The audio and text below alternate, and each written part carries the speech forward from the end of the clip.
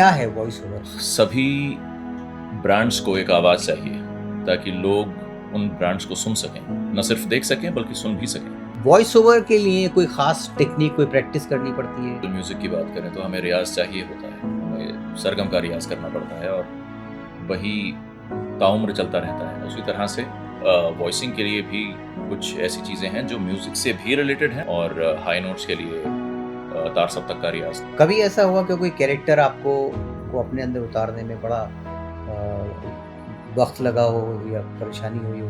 एक एनिमे मैंने किया था, उसमें जो कैरेक्टर था वो दरअसल एक राजा था, जो उसके हुक्म देने का तरीका है वो, और उसका इंटेंट जो है, जो आप देख नहीं पा रहे स्क्रीन पर, लेकिन उसका इंटेंट जो है वो रिफ्लेक्ट हो उसकी आवाज़ में। लेकिन प्रॉब्लम ये हो रही थी कि जब हम उसे हिंदी में डब कर रहे थे उस समय वो सेम वॉइस में रेप्लिकेट कर तो रहा था, लेकिन जो इफेक्ट आना चाहिए, जो इम्पैक्ट आना चाहिए डायलॉग्स का और उसके कैरेक्टर का, वो नहीं आ रहा था। आओ खेल शुरू करते हैं, बड़ा मजा आएगा, क्यों जरूर। तो इन्फिनिटी कासल में अकाजा का एक डायलॉग था तांजिरो के सामने, जब वो मतलब तांजिरो अकाजा के सामने लैंड करता लड़ाई के लिए, वो कहता है आओ खेल शुरू करते हैं, क्यों ना थोड़े मजे किए जाएं, तांजिरो कमांडो। आदाब, मैं अमजद खान जी। मोअज़्ज़िज़ ख़वातीन और हज़रात, कहानी गज़ल की जो ये सीरीज़ है उसमें एक सेगमेंट हमारा है कहानी कलाकारों की, जिसमें आपको पता है कि हम कई आर्टिस्टों को बुलाते हैं जो सिंगर्स होते हैं, प्लेयर्स होते हैं, डांसर्स होते हैं।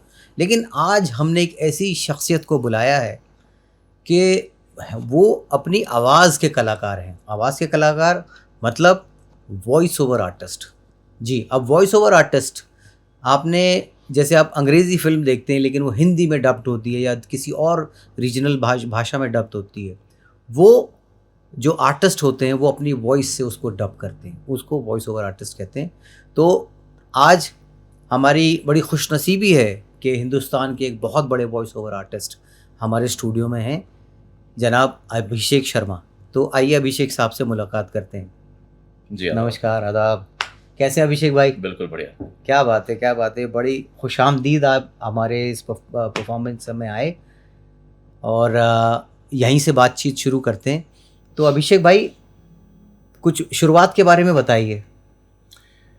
मेरी जर्नी दरअसल शुरू हुई थी सन 2017 में, और उससे पहले मैं अलग अलग जगह वॉइस ओवर का काम ढूंढ ही रहा था, और इत्तेफाक से मेरे कॉलेज की ही एक सीनियर जिनका नाम है आकाश चावला, महाकाल प्रोडक्शंस के नाम से उनकी कंपनी है, तो उन्होंने मुझे कांटेक्ट किया था एक वीओ के लिए, और मैं उनके साथ वीओ करके एक स्टूडियो से बाहर ही निकला तो उन्होंने रैंडमली मुझे बताया कि ऐसे ऐसे एक स्टूडियो है, you should go and audition there.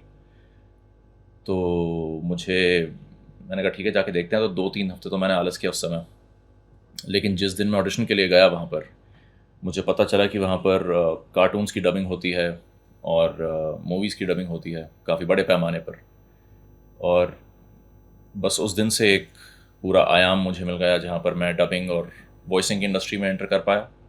और उसके बाद बढ़ते बढ़ते एड एजेंसीज़ के साथ काम करना, रेडियो टीवी एड्स रिकॉर्ड करना, मूवीज़ डब करना, कार्टून्स डब करना और अब एनिमेज डब करना। तो इस तरह का कुछ सिलसिला रहा है हमारा। क्या बात है, क्या बात है। वॉइस ओवर क्या है? वॉइस ओवर आप थोड़ा इसके बारे में बताएंगे, और इसके लिए क्या तैयारी करनी पड़ती है? क्या कोई वॉइस बनानी पड़ती है, कुछ प्रैक्टिस करनी पड़ती है, कुछ सीखना पड़ता है क्या? ज़रा उसके बारे में बताइए। बेसिकली सभी ब्रांड्स को एक आवाज़ चाहिए ताकि लोग उन ब्रांड्स को सुन सकें, न सिर्फ देख सकें बल्कि सुन भी सकें। और इसी वजह से ब्रांड्स अपने रेडियो एड्स रिकॉर्ड करवाते हैं, टीवी कमर्शियल्स रिकॉर्ड करवाते हैं, और उनको अलग अलग लैंग्वेजेस में डब भी करवाते हैं। तो वॉइस ओवर हमारा एक लिहाज से is a voice over a video या वॉइस ओवर अ स्क्रिप्ट। जो कि स्क्रिप्ट हमें दी गई है उसका एक voice recording basis a subject, किसी भी सब्जेक्ट के ऊपर, वो किसी ब्रांड के ऊपर हो सकती है या किसी ऑर्गेनाइजेशन के ऊपर हो सकती है। तो इस तरह से ये चीज़ें चलती हैं। आगे बढ़कर ये चीज़ें तब्दील होती हैं डबिंग में, जहाँ पर हम अलग अलग मूवीज़ या अलग अलग कार्टून्स को या एनिमेस को एक भाषा से दूसरी भाषा में डब करते हैं, जो या तो जापानीज़ से इंग्लिश, हिंदी और बाकी रीजनल इंडियन लैंग्वेजेस में डब होंगी, या फिर एक रीजनल लैंग्वेज से दूसरी रीजनल लैंग्वेज में। तो इस हिसाब से ये सिलसिला चलता है। क्या बात है। तो अभिषेक भाई, वॉइस ओवर के लिए कोई ख़ास टेक्निक, कोई प्रैक्टिस करनी पड़ती है? जैसे हमें संगीत के लिए भी अगर हम वोकल म्यूज़िक की बात करें तो हमें रियाज़ चाहिए होता है, हमें सरगम का रियाज़ करना पड़ता है और वही ताउम्र चलता रहता है। उसी तरह से वॉइसिंग के लिए भी कुछ ऐसी चीज़ें हैं जो म्यूज़िक से भी रिलेटेड हैं और उसके अलावा भी। म्यूज़िक से रिलेटेड वो चीज़ें जैसे सरगम का हम अगर रियाज़ करें तो वो उससे हमारी वॉइस भी टोन होती है। साथ ही अगर अगर हम अपने लोअर नोट्स पर काम करना चाहें तो खरज का रियाज़ उसके लिए किया जाता है अमूमन, और हाई नोट्स के लिए तार सप्तक का रियाज़, तो उस हिसाब से म्यूज़िक के रिलेशन में। उसके अलावा रीडिंग बहुत ज़रूरी है। आप आराम से कोई भी शब्द पढ़ पाएँ, पूरी क्लैरिटी से पढ़ पाएँ, उसका सही प्रोनंसिएशन आपको पता हो, वो बहुत ज़रूरी है। क्योंकि आजकल स्कूलों में भी हिंदी ठीक नहीं सिखाई जाती और यहाँ तक कि बच्चे फल को भी फल बोल रहे होते हैं। तो हालांकि ये चीज़ें हमें बहुत छोटी सी लगती हैं, जब हम स्कूल में भी थे तब हमने भी इतना ध्यान दिया नहीं होगा इन चीज़ों पर, लेकिन आज जब मैं काम करता हूँ तो इस चीज़ का बहुत ध्यान रखता हूँ कि मेरी प्रोनंसिएशन जो है, और इंग्लिश, हिंदी या पंजाबी में जिसमें भी रिकॉर्ड कर रहा हूँ, मेरा प्रोनंसिएशन बिल्कुल सही हो, ताकि जो सुने वो रिलेट भी कर पाए और उसे पसंद भी है कि भाई मेरी भाषा को ठीक से बोला जा रहा है, because it is a sign of respect for any group of people जो एक स्पेसिफिक लैंग्वेज बोलते हैं। क्योंकि भारत में बहुत सारी भाषाएं हैं जी बिल्कुल, और आप मतलब कदम कदम पर आपकी भाषाएं भी अलग आपको मिलती हैं, कदम कदम पर आपको लोगों के बोलने के तरीके जो हैं वो अलग मिलते हैं।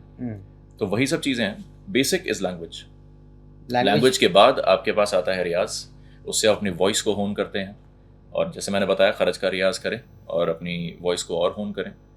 तो ये सारी चीज़ें हैं जो ज़रूरी होती हैं। कभी ऐसा हुआ कि कोई कैरेक्टर आपको बोला गया कि इस कैरेक्टर के बारे में ये आपको बोलना है, और वो आपको कैरेक्टर को अपने अंदर उतारने में बड़ा वक्त लगा हो या परेशानी हुई हो? जी, एक एनिमे मैंने किया था, उसमें जो कैरेक्टर था वो दरअसल एक राजा था, पर वो राजा होने के साथ साथ उसमें किसी तरह का गुरूर नहीं था। वो काफ़ी हम्बल राजा था, बट वो स्ट्रिक्ट था। और इसमें ट्विस्ट ये था कि वो राजा जो था वो बाइसेक्सुअल भी था। अच्छा। तो इन तीनों एलिमेंट्स को एक साथ मिलाकर ओह, और उसके एक्शंस, उसकी जो उसके हुक्म देने का तरीका है वो, हाँ, और उसका इंटेंट जो है, जो आप देख नहीं पा रहे स्क्रीन पर, लेकिन उसका इंटेंट जो है वो रिफ्लेक्ट हो उसकी आवाज़ में, इन तीनों चीज़ों को मोल्ड करके एक साथ पेश कर पाना, उसमें लगे थे हमें कुछ 3-4 दिन डिकोड करने में कि एग्जैक्टली किस डायरेक्शन में जाना चाहिए। बिकॉज हमने 4 तरीके से करके देखा था और वो चारों तरीके से सही लग रहा था, and the client was fine with all 4 of those, but we still gave it another shot thinking कि एक डायरेक्शन होनी चाहिए जो इस कैरेक्टर को डिफाइन करेगी, जो इस कैरेक्टर की डेफिनेशन बनेगी। तो उस तरह से वो एक सबसे चैलेंजिंग काम था जहाँ पर मुझे थोड़ा वक्त लगा उस चीज़ को डिकोड करने में। डीमन स्लेयर इन्फिनिटी कासल में मैंने अकाजा की डबिंग की थी, और उस कैरेक्टर की जो ओरिजिनल वॉइस है वो काफ़ी यंग है, लेकिन प्रॉब्लम ये हो रही थी कि जब हम उसे हिंदी में डब कर रहे थे उस समय वो सेम वॉइस में रेप्लिकेट कर तो रहा था, लेकिन जो इफेक्ट आना चाहिए, जो इम्पैक्ट आना चाहिए डायलॉग्स का और उसके कैरेक्टर का, वो नहीं आ रहा था। तो इसलिए मुझे उसकी आवाज़ जिस तरह से बोल रहा हूँ उसकी जगह मुझे कुछ इस तरह से रखनी पड़ी। तो पूरी सीरीज़ में वो जो आवाज़ है वो इसी तरह से है कि गला बिल्कुल ख़राब करके आप जो बोलते हैं ना आवाज़, जिसमें आवाज़ नहीं है। कोई एक डायलॉग सुनाइए ना उसका। वो कुछ ऐसा था कि आओ खेल शुरू करते हैं, बड़ा मजा आएगा, क्यों जरो। वाह वाह। तो इस तरह से था वो कुछ वॉइसिंग उसका, एंड इट वाज फैंटास्टिक। बहुत मजा आया था वो काम करने में हमें।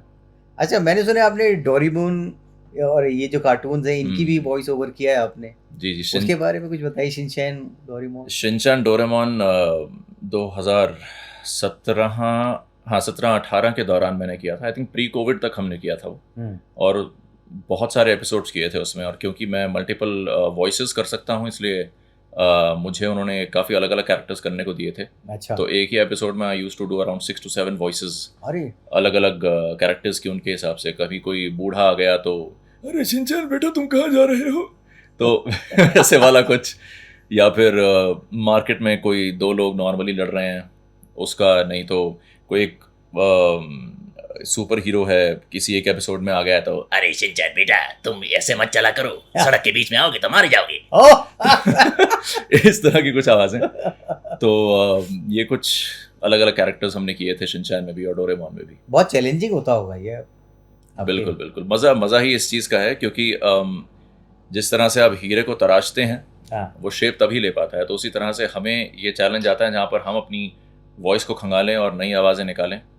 और मज़ा भी है उस चीज़ का और चैलेंज भी है उस चीज़ का, क्योंकि हमारे पास वक्त काफ़ी कम होता है उस चीज़ को हाँ। डिसाइड करने के लिए। बिल्कुल एक तो ये कि हम उस कैरेक्टर की वॉइस जो है वो खुद हम डिसाइड तो कर रहे हैं, लेकिन ऑडियंस उससे किस तरह परसीव करेगी वो हमें उस समय पता नहीं होता। हाँ बिल्कुल क्योंकि अमूमन डब करने के कुछ 3 या 4 महीने बाद वो चीज़ लाइव होती है, या कई बार 1 साल बाद भी लाइव होती है। अच्छा अच्छा अच्छा। और हम देख रहे होते हैं कि भाई जो चीज़ हमने पिछले साल की थी वो अब आई है 1 साल बाद, बट ऑडियंस किस तरह से उसे परसीव करती है वो एक बड़ा चैलेंज रहता है। वो बड़ा चैलेंज। और इंस्टेंट फीडबैक हमारे पास है नहीं, हाँ तो it's a big gamble we play.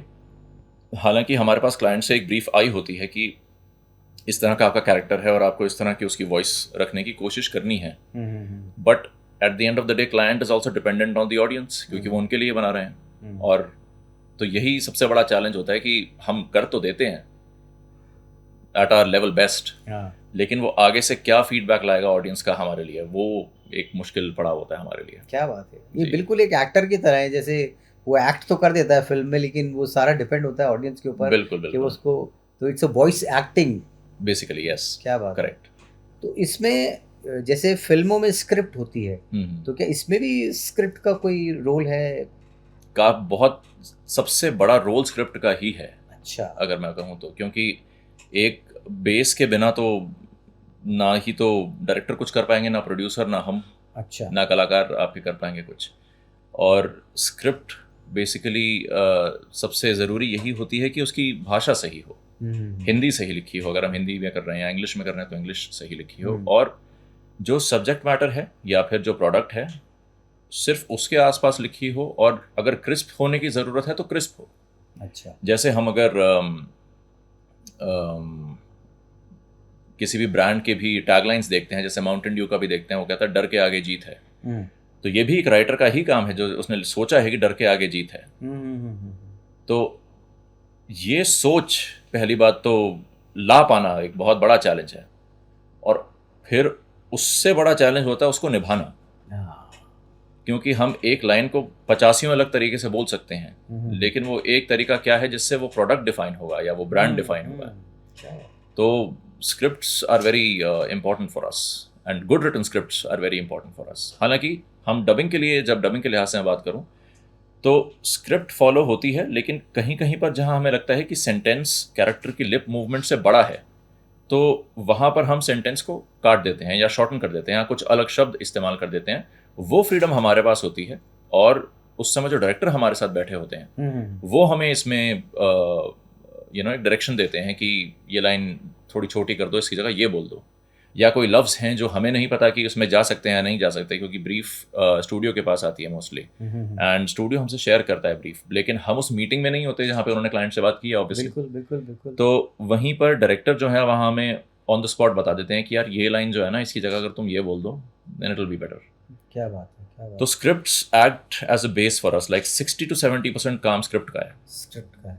उसके बाद चैलेंज होता है कि स्क्रिप्ट के साथ जो हम डब कर रहे हैं उसे निभाना, बिल्कुल बिल्कुल। वहाँ सबसे बड़ी मुश्किल आती है। उसको भी जस्टिफाई करना है आपने। वही अगर कर दिया तभी आप अच्छे आर्टिस्ट माने जाते हैं। तो इस तरह से है। क्या बात। कोई ऐसा किस्सा, कोई ऐसा आपको इंसिडेंट्स याद हो कि आपने आपको आप ये कोई कैरेक्टर करना चाहते हैं या प्रोजेक्ट करना चाहते हैं और वो आप सोच के बैठे हैं लेकिन आपको मिला नहीं, और अचानक से कुछ ऐसा हो जाए कि वो जो आप सोच रहे थे वो आपके सामने आ गया? हाँ, ऐसा एक वाक़या था। मैंने एक सीरीज़ के लिए सैंपल दिया था और उसका सैंपल किसी और की वॉइस में सेलेक्ट हो गया था बिकॉज क्लाइंट को एक नई आवाज़ चाहिए थी। वो डबिंग का था बेसिकली, और जब उन्होंने वो सैम्पल देखा तो उन्होंने कहा कि ठीक है, it's a new voice, we can try it out. तो उन्होंने एक एपिसोड डब करवाया, लेकिन उसके बाद उन्होंने वो एपिसोड रिजेक्ट कर दिया because of not for the artist not performing that well through out the episode. क्योंकि देखिए 45 मिनट के अगर आप एपिसोड में अगर आप मान लीजिए 25 मिनट का भी आपका काम है डबिंग की अगर मैं बात करूँ तो, और 25 मिनट उस एक कैरेक्टर की वॉइस को उस सेम तरीके से ही बोलते रहना, उसी पिच में बोलना और उस पिच में ही वेरिएशन लाना according to whatever the character is doing, वो एक बहुत बड़ा चैलेंज है। बिल्कुल बिल्कुल। और जिस तरह से हमें गाने के दौरान अपने पिच का ध्यान रखना पड़ता है कि हम, और स्केल का ध्यान रखना पड़ता है कि हम ऑफ स्केल ना हो जाए, उसी तरह से वॉइसिंग में हमें बिल्कुल ध्यान रखना पड़ता है कि कैरेक्टर जो है हमारा जिसके लिए हम डब कर रहे हैं उसकी कुछ बाउंड्रीज हैं कि वो ज़्यादा चीख नहीं रहा, ज़्यादा एनर्जी नहीं ला रहा अपने काम में, या वो बहुत सटल तरीके से बोल रहा है और बहुत सब्जेक्ट मैटर फैक्ट के तरीके से बोल रहा है। तो हमें उसी दीवार में, उसी चार दीवारी में काम करना पड़ता है, जो कैरेक्टर है उसी में ही। तो वहाँ पे उनका रिजेक्ट हुआ, फिर दोबारा मुझे बुलाया गया, वाह। तो तब जाके वो पूरी सीरीज फिर ठीक से निकली। तो मतलब ये मेरे जो मुझे समझ में आया है, जैसे गाना होता है, गाने में सुर का भी उतना ही ध्यान रखना है और लय का भी उतना ही ध्यान रखना बिल्कुल। है। ये बिल्कुल वॉइस ओवर ऐसे ही है, बिल्कुल कि वैसे। आप उसका सुर का भी आपने मेंटेन किया है और एक लय भी मेंटेन कर रखी है कि वो कहीं नीचे ना चली जाए या ज़्यादा फास्ट ना हो जाए। तो बड़ा, ये तो मतलब बड़ी अच्छी, वही जैसे संगीत को साधना बोलते हैं, मैं कहूँगा वॉइस ओवर भी एक साधना है। बड़ा मुश्किल काम है बिल्कुल। ये। मतलब सुनने में बड़ा आसान लगता है लेकिन बड़ा मुश्किल काम है। जी। और क्योंकि वॉइस ओवर आर्टिस्ट जो है वो, आप कुछ भी डब कर रहे हैं, आप तो सिर्फ स्टूडियो में हैं, बिल्कुल। एक रूम के अंदर आप, एक माइक है, आपको कहीं कोई ऐसी इंस्पिरेशन नहीं मिल रही, कुछ नहीं मिल रहा, वो सब कुछ आपको क्रिएट करना है बिल्कुल, आपके दिमाग के अंदर ही, बिल्कुल, और वहीं पूरी दुनिया बनानी है बिल्कुल, और वो आपको फील देना है। बिल्कुल। क्या बात है, वाह वाह वाह, अमेजिंग। आज ये बातें मतलब मुझे पहली बार पता चली कि वॉइस ओवर इस तरीके से इतना मुश्किल होता है। जी हाँ। क्या बात है। तो कभी कोई ऐसा फेमस कैरेक्टर हो गया हो आपका, आपने कुछ किया हो, जैसे किसी एनिमे सीरीज में आपने कुछ किया और वो बड़ा फेमस कैरेक्टर है, उसकी कोई?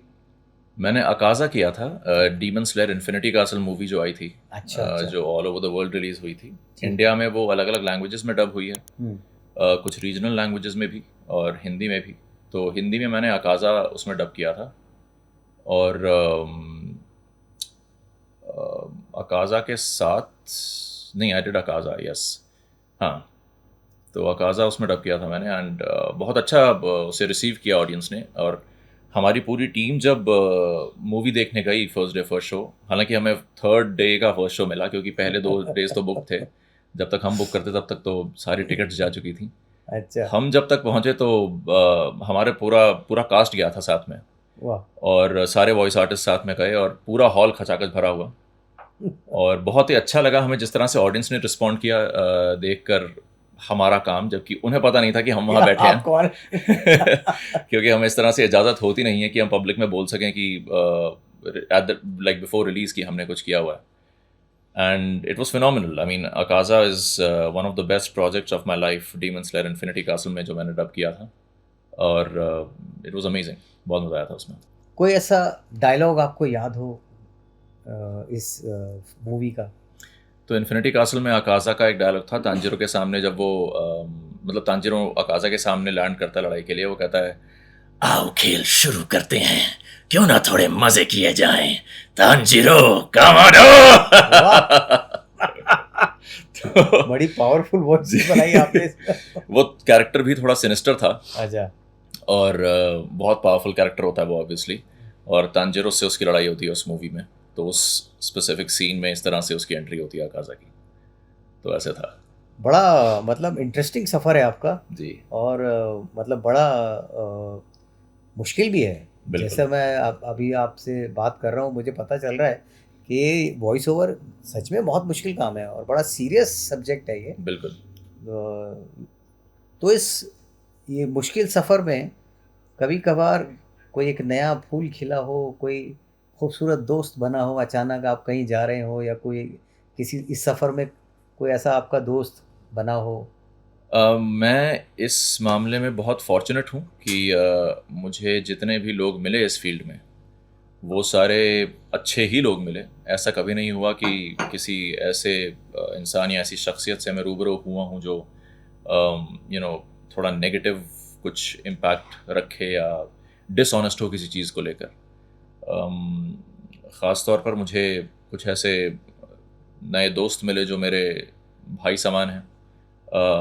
साउंड इंजीनियर्स मुझे बहुत अच्छे मिले और उन्होंने काफ़ी मदद की मेरी अपने प्रोजेक्ट्स में। जब भी मुझे कुछ भी वॉइस ओवर प्रोसेस करना पड़ता था या कुछ भी, क्योंकि शुरुआत में मुझे इतना आता नहीं था, but they were always ready.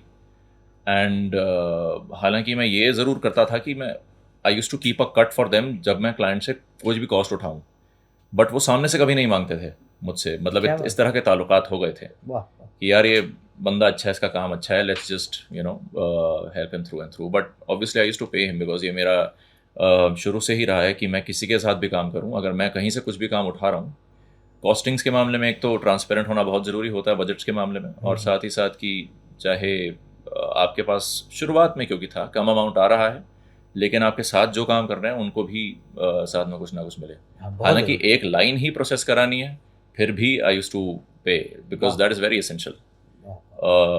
और न सिर्फ financially but otherwise as well. बहुत से ऐसे दोस्त मिले जिन्होंने मुझे और सिखाया इस फील्ड के बारे में, ख़ासकर ये कि मैं क्या और कर सकता हूँ अपनी वॉइस में या माइक पर रिकॉर्ड करते समय जिससे मेरा काम और बेहतर हो।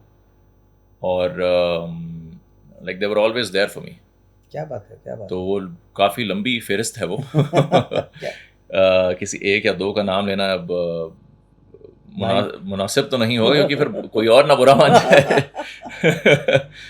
लेकिन बहुत बहुत से लोग हैं मेरे ख़ास मित्र अर्जित राणा जो साउंड इंजीनियर हैं, मेरे बेहद ख़ास मित्र जो हनी सिंह के साउंड इंजीनियर हैं, अनमोल मल्होत्रा, और इनके साथ तो पिछले 6-7 साल से हूँ ही मैं। और कहीं भी लाइक हम मिलते हैं, एक दूसरे से बात करते हैं, प्रोजेक्ट्स डिस्कस करते हैं, we talk about music, we talk about what new is coming up in the industry, what all plugins or what all new techniques are coming up in the industry। और साथ ही कुछ बेहतरीन voice artist से भी मुखातिब हुआ मैं, जैसे हेमंत सैनी, प्रियंका भंडारी और प्रतीक शर्मा। ये मेरे कुछ काफ़ी क्लोज मित्र हैं और इनके साथ भी, क्योंकि ये लोग तो काफ़ी टाइम से ही काम करते आ रहे थे, तकरीबन मैं कहूँगा 10-1 साल से। अच्छा। तो इनको काम करते हुए देखा मैंने, and they were also very willing to share their experiences with मी।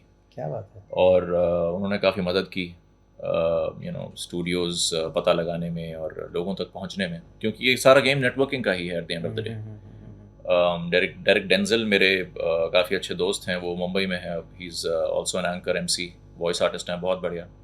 तो इस तरह से काफ़ी लोगों से मेरी मुलाकात हुई, कुछ सीनियर्स इस फील्ड के, क्योंकि हमें लगता है कि जब कोई भी इंसान इस फील्ड में बेहद लंबे समय से हो, आप समझ लीजिए 25-30 सालों से हो, जी जी जी। तो उनका क्या ही एक्सपीरियंस होगा, वाह। एक लेवल का जहाँ मतलब उसको आप शब्दों में बयान नहीं कर सकते। लेकिन सबसे बड़ी बात यह है कि हम एक्सपीरियंस होने के साथ साथ वो उतने ही हम्बल हैं, जितने वो एक्सपीरियंस्ड हैं उतने ही हम्बल हैं। क्या बात। और वो they were always there to help me. Surjan Singh एक बहुत ही जाना माना नाम है इस फील्ड में, पल्लवी भारती जी, दीप्ति, मिस्टर एंड्रू हॉफलैंड, बेहतरीन वॉइस आर्टिस्ट्स, और इनसे भी काफ़ी कुछ सीखने को मिला मुझे।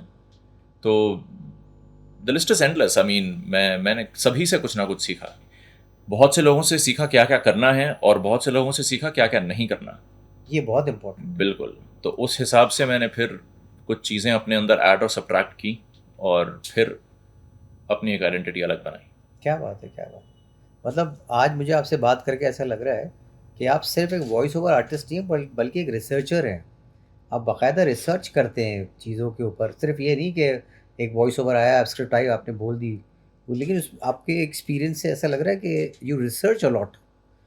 वो बेसिकली एक प्रोसेस है। I mean it is necessary for us to research, क्योंकि ब्रांड्स जो हैं वो खुद भी रिसर्च करते हैं। सारी बात वहीं पर आकर टिक जाती है कि हमने जब कंज्यूमर को कोई प्रोडक्ट बेचना है, तो एक टॉप लेवल पे तो ये डिस्कशन होती है कि हमारे मार्केट्स क्या हैं उस कंज्यूमर की, वो कंज्यूमर कहाँ कहाँ है, कौन कौन सी मार्केट्स में है। अब वहाँ पे अगर हमें कोई भी फलाना ब्रांड बेचेंगे तो उस ब्रांड की पैकेजिंग किस तरह से होनी चाहिए, वो पैकेजिंग किन कंज्यूमर्स को अट्रैक्ट करेगी, किन को नहीं करेगी। उसके बाद वहाँ से सफ़र चल के आता है जब वो डिसाइड करते हैं कि हमें एक ऐड बनाना है, तब वो डिसाइड करते हैं कि हम इस ऐड में किन तरह के रंगों का इस्तेमाल करेंगे जो हमारे प्रोडक्ट से भी मेल खाएं और साथ ही साथ ऑडियंस को भी भाएं। क्या बात कि जब वो ऑडियंस देखे, वो रंग टीवी पर देखे या अपने फ़ोन पर देखे उस ऐड में, और एक अलग तरह की आवाज़ या एक अलग तरह की स्क्रिप्ट सुने तो वो उससे कनेक्ट कर पाए। तो ये बहुत ही साइकोलॉजिकल ही एक गेम होता है कि हम पर्दे के पीछे बैठकर सिर्फ अपनी आवाज़ से करोड़ों लोगों के तक पहुंचते हैं और लोग उस वॉइस से रिलेट भी करते हैं। तो it's a very long research, और हाँ ये बिल्कुल है, मैं अभी उसी रिसर्च के फेज में ही हूँ। मैं इस चीज़ को और समझ रहा हूँ कि ह्यूमन टेंडेंसीज क्या हैं, साइकोलॉजीज क्या हैं, अगर लोग किसी तरह से किसी चीज़ को परसीव करते हैं तो वो क्यों करते हैं, वो क्या वो आज जो हैं आज से 10 साल पहले जो थे, क्या वो उस सोच को जो 10 साल पहले थी उसे एक डेवलपिंग सोच मानते हैं, कि क्या वो उस सब कहते हैं कि भाई उस समय तो मैं नादान था या मुझे इतना पता नहीं था। लेकिन कुछ लोग कहते हैं कि नहीं, I knew this at that time, और उसी चीज़ ने मुझे आज यहाँ पहुँचाया। क्या बात। तो it's a game of psychologies, और लोगों को, और आज के ज़माने में बहुत ज़रूरी है लोगों को समझना, जिस तरह से लोगों की नौकरियाँ चल रही हैं, जिस तरह के प्रेशर में है लोग, जितना बर्डन है लोगों पे। So it's very necessary to understand psychologies more than anything else. क्या बात, बहुत ही लाजवाब इन्फॉर्मेशन आपने दी। अब मैं थोड़ा लाइट मूड में जाता हूँ जी। जैसा आपने कहा कि आप कोई भी प्रोडक्ट बेचते हैं या उसका ऐड बनाते हैं तो ये बहुत ध्यान में रखना पड़ता है। अगर आपको मैं एक टास्क दूँ तो आप करके बताएंगे? कोशिश कर सकते हैं। ठीक है, मेरा प्रोडक्ट है कहानी कलाकारों की, जो हमारा पॉडकास्ट भी है। तो इस पॉडकास्ट को आपने एक ऐड की तरह इसको बेचिए और उसकी 3 वैरायटियां बताइए मुझे, किस तरीके से 3 अलग अलग वॉइसेस। 3 अलग अलग वॉइस वो फिर फनी हो जाएगा थोड़ा। हाँ, वही तो मैं करना चाहता हूँ। प्रोडक्ट है कहानी कलाकारों की। बन सकता है। ऐसा कुछ ले लीजिए कि जहाँ खुशबू है बहारों की, महफिल है सितारों की, हाँ, और नज़र है हज़ारों की, वही है कहानी कलाकारों की। क्या बात है, वाह वाह वाह, तो वाह। अगर मैं एक वॉइस ओवर के उसमें बोलूँगा तो, जहाँ खुशबू है बहारों की, महफिल है सितारों की, और नज़र है हज़ारों की, वही है कहानी कलाकारों की। क्या बात है, क्या बात है। एक और वैरायटी। इसको अगर हम थोड़ा और एनर्जेटिक कर दें, जहां खुशबू है हजारों की, महफिल है सितारों की, और नजर है हजारों की, वही है कहानी कलाकारों की। क्या बात है, क्या बात है, वाह वाह वाह वाह। आप सच में ओरिजिनल कलाकार हैं भाई, क्या बात है, बहुत बहुत लाजवाब लाजवाब। देखिए इसको कहते हैं इम्प्रॉम्प्ट, एकदम आपने अभी क्रिएट कर दिया, और क्या खूबसूरत, वाह, शुक्रिया। बहुत बहुत लाजवाब, बहुत लाजवाब।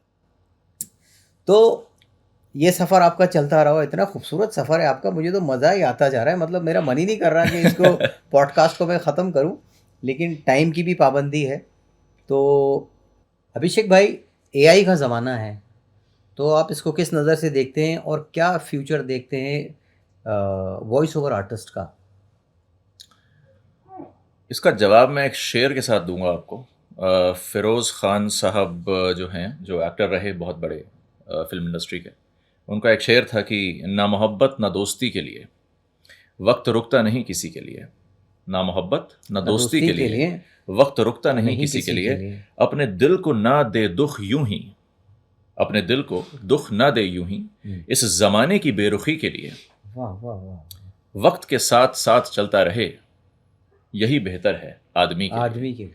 तो जो इंसान वक्त के साथ चलता रहे वही बेहतर होगा उस आदमी के लिए, because progress is undeniable change of life.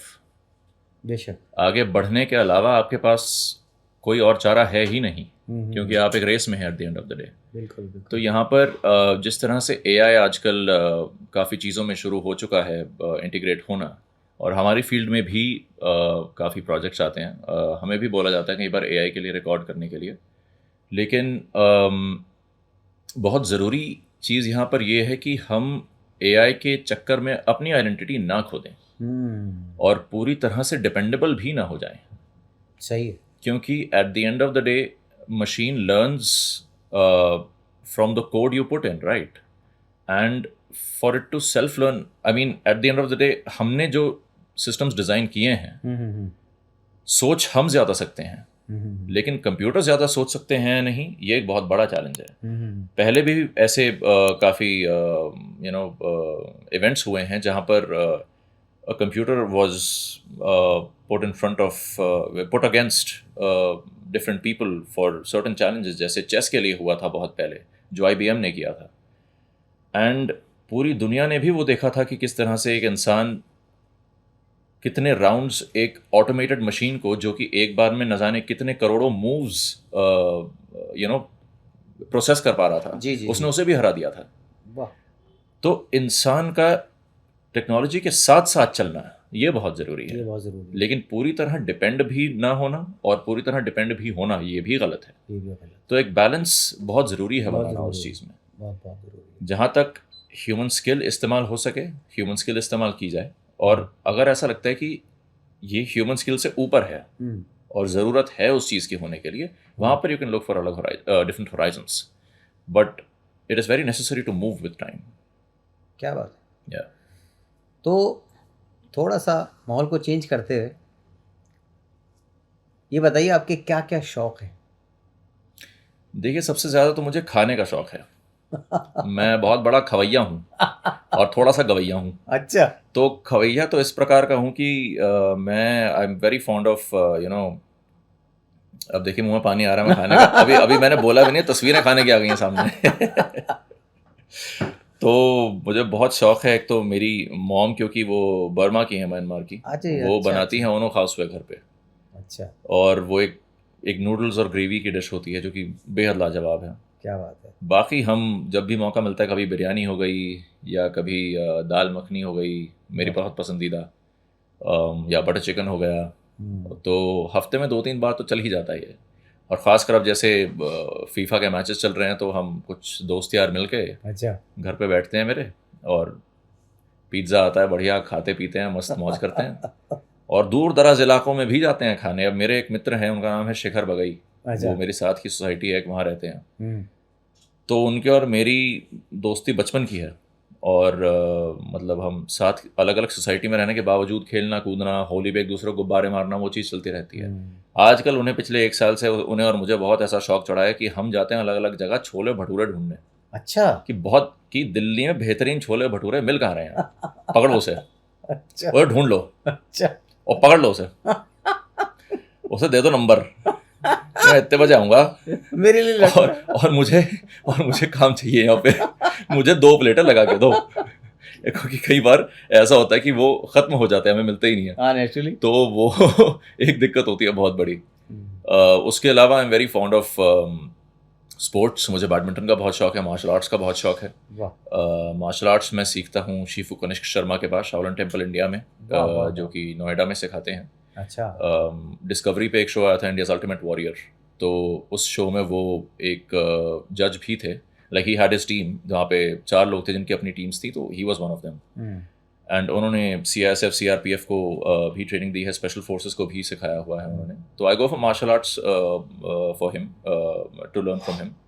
और उसके अलावा थोड़ा बहुत गाने का भी शौक है, तो वो भी चीज़ साथ में चलती रहती है। गेमिंग का बहुत शौक है, क्या बात है। तो रिकॉर्डिंग से थोड़ी सी फुर्सत मिलती है तो थोड़ा मोबाइल गेम्स में लग जाते हैं, PUBG और वो सब खेल रहे होते हैं।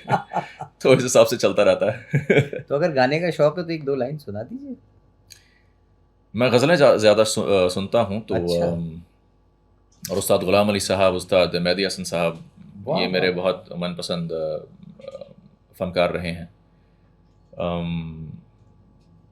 ग़ुलाम अली साहब की गज़ल है, चुपके चुपके रात दिन आंसू बहाना याद है, हमको अब तक आशिकी का वो ज़माना याद है, चुपके चुपके रात दिन क्या बात है। आंसू बहाना याद है।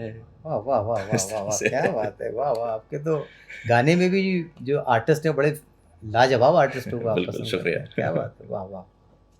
तो प्रोग्राम के आखिरी मोड़ पे आते हैं, और जो मैं ये अब जानना चाहता हूँ आपसे कि आप वॉइस ओवर ही कर रहे हैं या कुछ और भी, मतलब एक ये तो आपके शौक की बात हो गई, लेकिन बिजनेस फ्रंट के हिसाब से मैं पूछ रहा हूँ कि आप सिर्फ वॉइस ओवर कर रहे हैं या कुछ और भी कर रहे हैं आगे? मुझे एंकरिंग का भी शौक है, और अच्छा, बीच में कुछ प्रोजेक्ट्स हमारे पास आते रहे हैं एंकरिंग के लिए ही, अच्छा। जहाँ पर अलग अलग या तो कुछ प्रोडक्ट्स हैं उनके लिए करना है, हुँ, या फिर एक जिस तरह से ई लर्निंग ऐप थी एम्बाइब, हुँ, हुँ, तो एम्बाइब के लिए I was one of the anchors. हुँ, हुँ। और उसके साथ एक ऐप है जिसका नाम है गुरु, गुरु ऐप। अच्छा। तो उसमें भी मैंने बात की है एज एन एंकर अबाउट जो महाविद्याएं हैं अच्छा। हिंदू संस्कृति में, हुँ, हुँ, हुँ। 10 महाविद्या जो होती हैं उनके बारे में बात की है।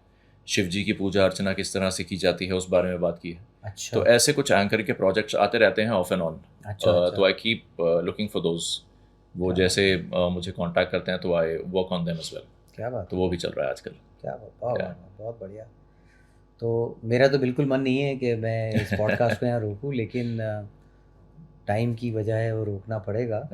लेकिन मैं सच में बहुत मेस्मराइज्ड हूँ आपके ये सारे एक्सपीरियंस से, और बहुत खुश हूँ जी, कि आप इतना ज़्यादा काम कर रहे हैं, आपने काम किया है, बहुत रिसर्च, बहुत इससे काम कर रहे हैं, रिसर्च करके काम कर रहे हैं, सिर्फ ऐसे ही नहीं, बहुत उसको आपने रैंडम नहीं लिया हुआ, बहुत सीरियस लिया हुआ। बिल्कुल बिल्कुल तो बहुत बहुत मेरी आपको दुआएं हैं, बिल्कुल। और यही उम्मीद करते हैं कि आपसे फिर दोबारा मुलाकात हो और आप हमारे स्टूडियो में फिर दोबारा से आएँ। मैं कहूँगा कि मेरा सौभाग्य है आपने मुझे यहाँ बुलाया, क्योंकि आप शख्सियत जो हैं वो उस्ताद अमजद साहब, उस्ताद अमजद खान साहब, मैं जितना बोलूँ उतना कम है, क्योंकि बहुत शुक्रिया। एक कलाकार जो बेहद डेडिकेटेड हो अपने काम के लिए, और वो उस काम को सिर्फ उठाकर नॉर्मली ना करे, लेकिन उसे न सिर्फ अपनी अर्निंग बनाए पर अपनी साधना भी बना ले। बिल्कुल। तो मैं कहूँगा मुझे वो देख के बहुत फ़ख्र होता है, जिस तरह से आप अलग अलग अपने इवेंट्स में जाते रहते हैं, और शायद मेरा ख्याल है रेख्ता में भी जी, आपने जी, परफॉर्म किया है। कई बार। और हालांकि मैं कभी ऐसा चांस मिला नहीं कि मैं वहाँ आपको देख सकूं, क्योंकि जब मैं वहाँ जाता हूँ शायद उस दिन आपका इवेंट नहीं था पहले भी जब मैं गया था। हाँ, लेकिन I am looking forward to see you there as well इंशाल्लाह। इस बार जब होता है तो। एंड आई इंशाल्लाह। Am really thankful for you कि आप एक ऐसे कलाकार हैं जो मेरी सोच और मेरी डायरेक्शन ऑफ थिंकिंग या क्रिएटिविटी के साथ इत्तेफाक रखते हैं और समझते हैं इस काम को। बिल्कुल, बिल्कुल। क्योंकि बहुत से लोग कहते हैं कि अच्छा वॉइस आर्टिस्ट है, बोलते हो? जी हाँ। तो नहीं, नहीं, वो लोग, उस तरह की एक रिस्पेक्ट मुझे मिली, मैं उसके लिए बहुत बहुत शुक्रगुजार नहीं, हूँ नहीं, आपका। बिल्कुल, यू डिज़र्व इट। बहुत बहुत शुक्रिया। और मैं ऊपर वाले से यही दुआ करूँगा कि हम सब के लिए अच्छे अच्छे प्रोजेक्ट्स और आते रहें, बिल्कुल। और कभी आगे चलकर मैं भी, अगर ऊपर वाले ने चाहा एक गज़ल सिंगर बना, तो आपके हाथ के नीचे काम करने का मौका मुझे मिले। इंशाल्लाह, ज़रूर, ज़रूर, ज़रूर, बिल्कुल। तो बहुत बहुत शुक्रिया। बहुत शुक्रिया, शुक्रिया। तो दोस्तों, आपने देखा कि वॉइस ओवर कितना कितना मुश्किल काम है, और लोग जैसे अभिषेक भाई कितना उसको दिल से और जिद्दत से करते हैं। तो मैं तो खैर बड़ा ही खुश हुआ, और मुझे उम्मीद है आपको भी काफ़ी इन्फॉर्मेशन मिली होगी। जो बच्चे सीख रहे हैं वॉइस ओवर, जो आगे वॉइस ओवर करना चाहते हैं, उनको भी अच्छी इन्फॉर्मेशन मिली होगी, और वो उसको फॉलो करेंगे। तो ऐसी और इन्फॉर्मेशन और ऐसी और आर्टिस्टों के लिए आप हमें फॉलो करें, हमें कमेंट करें, सब्सक्राइब करें। हमारे चैनल का नाम है कहानी ग़ज़ल की। शब ख़ैर।